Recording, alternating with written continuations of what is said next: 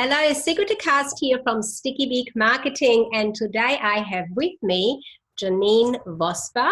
Janine is a professional presenting and authentic selling coach. Janine is a speaker and an author and the director at Speech Perfect. Welcome, Janine. Oh, thank you, Sigrid. I'm really looking forward to our conversation today. It'll be fun. It'll be fantastic. Janine, you're focusing on sales, such an important topic. Sales is everything in a business. Without sales, you don't have a business. I'm sure you agree with that.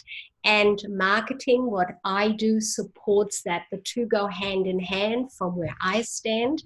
You need to have your sales details and targets in place, and some marketing can support all of that. Now, also being the author of a really cool book, Janine, I love Good Girls Do Sell. I think that is fantastic. Flash a little bit up here. Yes, flash it. That's the book there. You can see it. It is available on Amazon, which is really great. Easy to purchase from there. So, Janine, let's start by telling us a little bit about yourself, your background. Who is Janine? Janine. Well, personally, Janine is a grandma of 5 and of 4.5. We're nearly there for the last one in a couple of weeks' time. And part of my joy has been able to assist my family through the work that I've been doing. And the last 20 years I've spent as general manager of sales for a company called Alpha First Aid. And before that, sales repping, before that, fitness trainer. And I have to tell you, Sigrid, that the job as a fitness trainer and an aerobic instructor was probably what the hardest selling that I've ever had to do, was to encourage people to put their shoes on and get to the gym. Interesting. So in those areas, selling is important because I believe, Janine, selling is about the product or the service, but it is just as much about you selling you. Would you agree? Oh, look, that's where look, in the past, you used to be able to go door to door and, sell encyclopedias, vacuum cleaners, and people would buy because you had a good sales spiel. Now, people still do buy to good sales spiels, but they may not go back to that company because they feel like they're being sold to, as opposed to given the opportunity to buy. Most people now will go online to find out details about what they want to buy, and they'll go online to find out details about the person they're going to buy it from, especially if it's a service.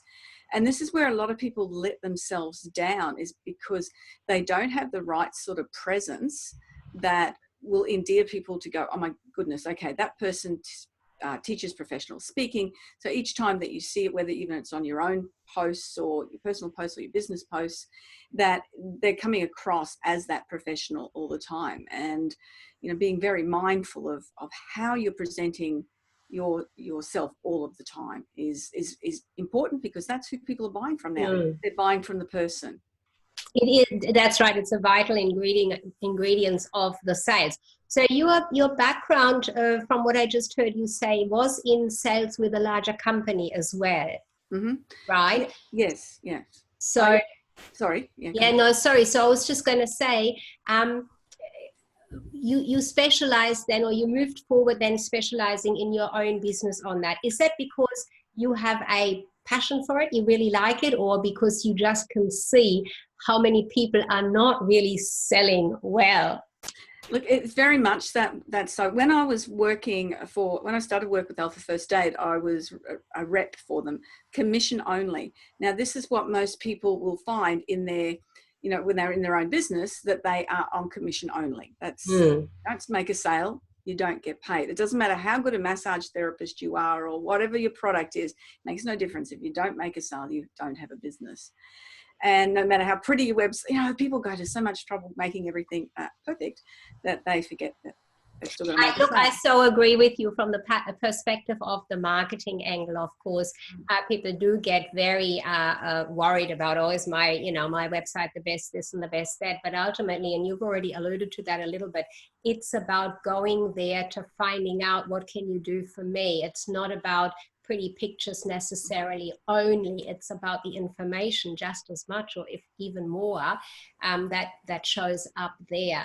So that is already selling, isn't it? Just the look of that art. Totally. When I first started in that rep's job, the territory hadn't had anyone in it for a while, and I really had to do that door-to-door knocking. And even though I had a great product and was able to demonstrate it in a way that provided that need for that client, it still came back to me as that person that they wanted to deal with and continued to deal with for over 20 years. And then when I moved into the general manager role for sales, I then had a team of 20 that I was teaching them the same techniques that I'd used to become successful. And I saw so many people that were fearful of sales, and it was really holding them back as a, and I knew that they had a lot more potential, but just certain components of it that were holding them back. And I've been even though I have only just retired from that role, I've been running my own business for 10 years as well. So I've had that combination of both businesses happening. And I figured that I see so many people, one, do it badly, and so that they're let down themselves and their businesses fail. And I've seen people so stressed over that component of selling when it is very, very easy when you know how. Authentic relationships. So that's really what's got me into focusing on the sales. Well, and because you're focusing on the benefit for the customer. See, it's not the focus on the sales, and that's what holds people back, is that too busy thinking about themselves, and it's their ego getting in the way because they're thinking about how will this affect me if that person doesn't like me, they think I'm pushy, they think I'm bothering them, and that's all about me, as opposed to, I am the best massage therapist, or presenting coach, or sales coach, or whatever, your marketing person, whatever you're great at. So why would you allow someone else to go to someone else when you know they're not going to be as good as you? So that's where you have to sort of get away from that sales component. I think that is so important. So you're already giving us, as you are speaking and giving us some bit information and background, you're already giving us some tips. We'll come back to a couple of tips. I'd like you to kind of sort of summarize those in a moment. But it's just fascinating to hear that. And also when you said earlier, when we go into business, it is all about sales. And if we are not putting ourselves out there, there is just nothing happening. And to support that. So I see that you have to make those sales, you have to put yourself out there. I like the idea of you having that book, because I'm imagining that your book, Good Girls Do Sell, would also have a whole lot of tips in there, how to move forward and get oneself more comfortable and being authentic, which is what you're about, to sell.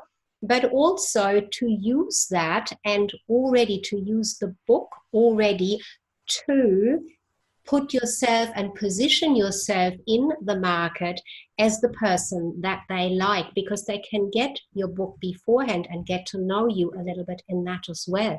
I think that's an important component from my perspective as well. Would you agree? Yeah, a book is a really great, people talk about your sales funnel all the time, how to get people to know you and trust you before they spend money, because that's what we need to do. And a book is a great, first introduction, where if you're buying a hard copy, you're spending under $30. If you're buying an Amazon copy, it's only a couple of dollars, if you're downloading it. So a book is a great way for somebody to get, I think that person actually knows what they're talking about. And a book written that includes stories about personal anecdotes, and that is really important as well. But I've actually created that one. You can read it from Brisbane to Sydney if you're on a flight, so you've got it over and done with. But everyone's told me it's such an easy read because I've written it as I speak, so it's nice and casual. I love that. Yeah, I love that. Yeah, but I've also added some things in it where people have to answer things. So I've left some lines where you can go back to it and talk about how you feel about particular points when you're having to do something, and judge, and so you then judge why your value system might be holding you back, and it's really important to be able to do that, to investigate that a lot more and in depth. And people I know, you know, they carried around the handbag because Yes. they still answering questions in it. So it's a double read. It's a first read through and then and a resource book then as well. That is fantastic. And that is such a great opportunity, having a book like that and designed in that way. You're learning, you're taking actions, you're being active with it, and you can carry it with you.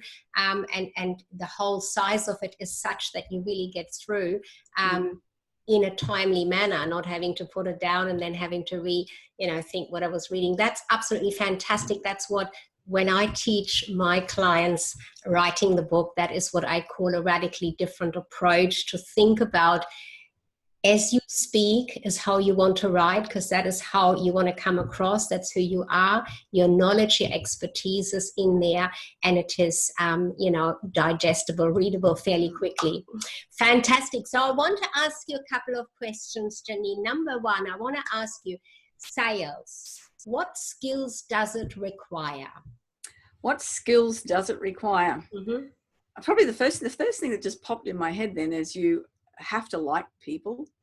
I think that is probably one of the most vital skills. Right. And you have to be able to see where a need is as well. You know, where you look, there are some things that a client just might not need. They just mightn't, you know, if you're not traveling to Norway in winter, you won't need snow boots. Very good chance of that. But so there may be things that they just don't need that you've got to offer. But recognizing how you can solve someone's problem. That's what you're doing. You're not selling things to them. I keep saying that all the time. You're not selling. You are solving problems. Finding out what's happening within their world, and then how you would answer that. And the best way to do that is to ask questions. And ask the right questions, ask open-ended questions so that they are going to be able to continue and provide answers that will give you a bit of insight into, you go, right, and that's where I can help. Excellent. I love that. So number one, really important takeaway tip here is like people. You've got to like people and look at it that it is not selling, but that you are helping them find the solution or giving them the solution to a problem that they have. That's what you do. And in some cases, it might actually turn out that they don't need your solution, so they're not really your client, are they? No, not everyone is. This is the brilliant thing, you know, that's what people try and they do too much of. They expect everyone's going to want their product. And yes, that can be so tricky. So my next question is, so that's excellent. Thanks, Janine, for sharing that. My next question is, what skills do women in particular need to sell? Is there something that you would say is a special thing for women? Yeah? Believe in yourself. Look, I work with, I do all my marketing to women. That's my, you know, women in micro and small businesses. That's my client base, because that it's one skill that a lot of people haven't learned along the way or don't know how to do it, and like focusing on it. But I do get male customers as well. And that's a really interesting point, because even though you market to one, you get the other. And what I find the difference between my male and female clients is that belief in themselves. Now, and demonstrating that belief. A lot of my male clients don't necessarily have the confidence that we think they have. Clever. And when I work with them, I really find that we dig deep down, and they've got a lot of the same insecurities that women have about their product. But the men won't voice it. The men will, believe that they have to be more confident, and they will be more confident, and they'll talk about what they've got to offer. But the women will judge themselves so much that becomes part of the belief system. And that's something that if there was one thing that was what I'd say is the difference between men and women, the men are thinking the same, or the clients I've dealt with are very much thinking the same, but they just don't show it. And they don't have that subconscious continual rotating story that's going around saying, what if they don't like my product? What if they don't like me? What if they, that they don't have that going over and over and over in their heads? The men just go do it, and the women just need to go do it as well. So the skill, if I summarize that, I would say is really get your mindset organized. You need to have that skill to shut off those voices. They are there for everybody, including men. You as a woman, your skill is to be closing them off or saying yes, yes, later. Now I'm helping someone. I'm helping someone solve a problem rather than listening to those. That's okay. That's a skill. And that is actually something I can imagine does take some work, Janine. It does. And it's all about shifting the thought about you to how you can help somebody else. And that's when I work with people, they start using the I and me word. Oh, but what if they don't like me? I don't care. You're going to get, and just really shift that thinking about what can you do to help? And I get so excited, and I do get disappointed sometimes when people go, don't take up the offer. And I'm thinking, why? This is going to help you so much, You're crazy. But anyway, it's obviously not the right timing. So, yeah. No, look, so I love that what you're saying now. Here's something I want to throw in about writing a book, being an author. What I hear sometimes from authors or want to be authors is, I have this idea, I have this knowledge, I want to have this title, I want to say this. So there it becomes all about them rather than what you just said. What am I actually offering here? What am I telling my audience? The book is about the reader, is what I say when I go, around the marketing and starting and writing your book. So perfectly fits in with what you are saying. Absolutely. I hadn't thought about that way, but that's definite as well. Again, is what are you offering? And that's when you're writing the book as well. Yes. It's providing ideas to assist people. Yeah. Exactly. It is, you are in there, your way of being who you are. They're going to get to know and like you and trust you as well. But it is not about you. It is about the reader. So love that. Great tip. Thanks, Janine. And I have got one more, which I think is really important, especially with the title of your book or the subtitle of your book, How to Sell Authentically. So my question is here, what do you mean by that? The word authentic and authenticity has been out there quite a bit. What do you mean by how to sell authentically? Look, I think we keep coming back to that same topic again of, and it's a little bit easier for women to have a heartfelt sales experience and a heartfelt buying experience as well, is that you are the real you. Now, as I said earlier, and you'll agree with this, your social media presence, your website, everything needs to represent you. And you can't put on a false persona, but you need to be professional if that's the way that you need to come across. So you still need to be true to who you are, and mine is, like a bit of humor and if you look back at this, I find I pull all these really strange faces all the way through things and just to really relax and enjoy what I'm doing. But and that comes across as me. But I am mindful that if I'm on social media or I'm in a sales conversation or I'm presenting from stage, whatever I'm doing, that I'm doing it from a base where this is the real me, and what I've got to offer is heartfelt from me to help somebody on their journey. I think that's probably where it comes through from me. So maybe other people's word authentic or authenticity is a bit different, but mine is that heartfelt, that it's coming across that I'm here to assist. That is so true. So it is being yourself, but it is not being you, about you, but it's about again coming back to, it's about the other person. So that is what you are really bringing into it with authentically selling. Thank you. That's fantastic. Now you have got 5 tips or 5 areas you want to share with our listeners. Yeah, 5 things that mistakes that people make when they're trying to sell. And the first one is they're not prepared to get uncomfortable. That is a big one. It's just if you don't love selling, then, and the process, because you haven't really got to that stage where it's not about you, it's about the client, then you're going to have to get uncomfortable. And the more times you do it, the easier it gets. It's like public speaking. You know, that's what I say to the clients when they're speaking. It'll get easier and easier and easier, because the more uncomfortable you get, then the more stepping out. The second thing is that there's things that we think about our business that you could call the elephant in the room when you take into a sales conversation.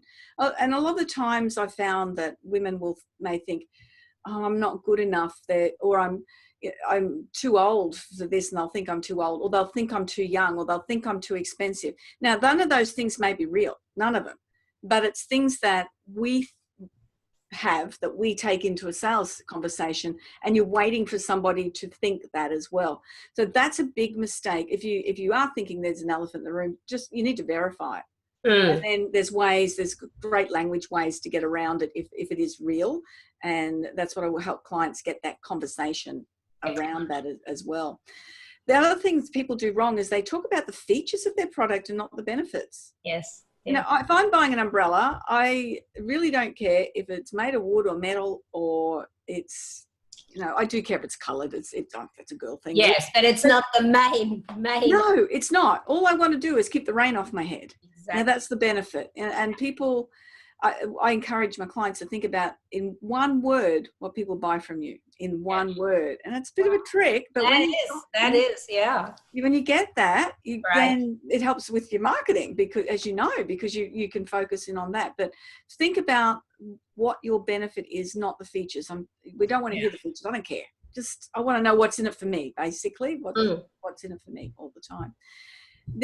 One of the other things that is that and we touched on this a little bit earlier, is not targeting the right market, or saying, and I know you this as well, we've had this conversation, the favorite thing is when you say, who's your customer, and they go, everybody, anybody, yes. And it's not, you know, we go to a specialist heart surgeon because he's a specialist heart surgeon, we know he's going to do well. So people think they're going to miss out on sales, but you can actually price yourself higher when you are a specialist, as a heart surgeon does, you know, because people are thinking they're getting the expert. And the last mistake people make is they don't follow up. They may follow up one phone call or an email. Usually it's an email, because we don't want to go there again, because it's all about them. Oh, I don't want to seem pushy or bothering them or annoying. Statistics have proven that it takes a minimum of 5 follow-up calls or more, and you can get up to 12 points of contact before somebody does a buying decision. And sometimes, and the average person takes 2 to 3 months to make a buying decision. So if you don't follow up, you're forgotten. And the next person who comes along with a similar offer, they'll think, oh yeah, I remember that now. I wasn't ready then, but I'm ready now, and they buy off somebody else. And that's probably one of the most disappointing things you can have, when you go and meet someone later and they'll go, oh yeah, I got that off such and such. And then you're really sad that they didn't get it off you, even though you talked to them first. That's a huge one. It's that follow-up from a marketing perspective. There are so many touch points around now online, particularly, that they will forget you, or they will just not remember what you said if you don't follow up. That is such an important one. Thank you for sharing those. That is fantastic. Now, if our viewers want to get in touch with you, Janine, going to your website, they will find a variety of information, and certainly contact information. Your programs, what you offer, is all available. Your book is on Amazon. It's on your website as well, as far as I know. Yes, it is. It's for sale on the website, and and all of the different courses and the different things coming up. And look, I am confusing. I do have 2 websites, and I'm just thinking aloud. Is the information on both of them? Which one is it? JanineVosper.com is your authority website.